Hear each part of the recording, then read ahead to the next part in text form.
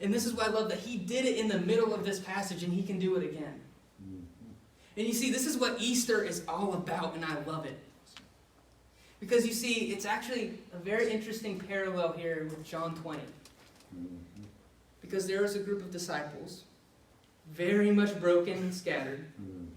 They were cowering in a room because everything they knew about the past of their life and what was going to happen was just thrown out the window on a Friday.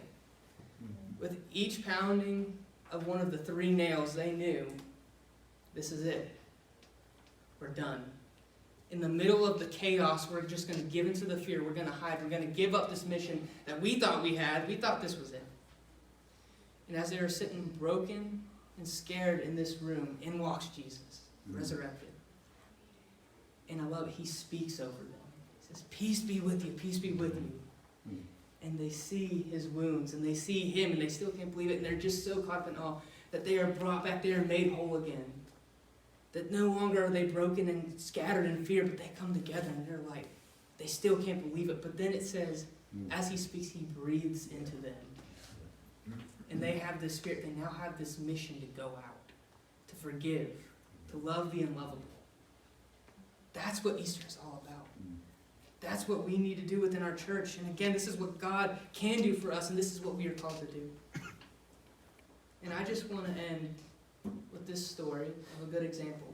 In fact, I'm so thankful I've had these examples in my life, and it's that of my parents. They are people who've dedicated themselves to helping the most lost and unlovable of teenagers. Teenagers who have had very horrendous acts done against them, and in return usually do some pretty horrendous stuff. But my parents dedicated their lives to pursuing them in the middle of the chaos and darkness in which they lived.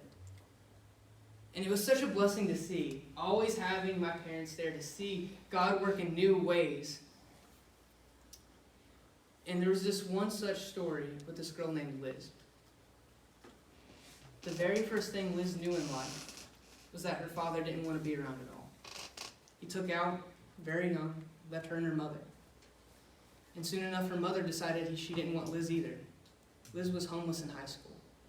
She would go from prolonged sleepover to prolonged sleepover from prolonged sleepover just to try to avoid sleeping on a park bench before her math class. And if that wasn't bad enough, she was walking on the boulevard one day. And in Myrtle Beach, where I'm from, it's a very poppin' part of town. There's constantly cars going through there, and if you're not careful, bad things can happen. And she stepped into traffic and was hit by a car. The car zoomed on by, hit and run. And it wasn't until the second ran over her that people decided to call a hospital. And as she was laying in the hospital, her mom walked in. And one might think this is where healing happens. But in her mother's hand was a stack of papers that said, none of your bills will be my responsibility. And she told her, if that wasn't worse enough, don't think this means I love you, and don't think this means you have a place to come to after. And then she left. Her own daughter broken in a hospital. I remember my parents going to that hospital room, crying with Liz, praying with Liz, making sure she got the best medical care, making sure she always felt that she just had someone there to listen to her. When she got out, I remember every time she would come over to our house, she'd eat with us, she'd laugh with us, she'd cry with us. She'd go to our church, she'd go out with us and hang out, and with us she had a family.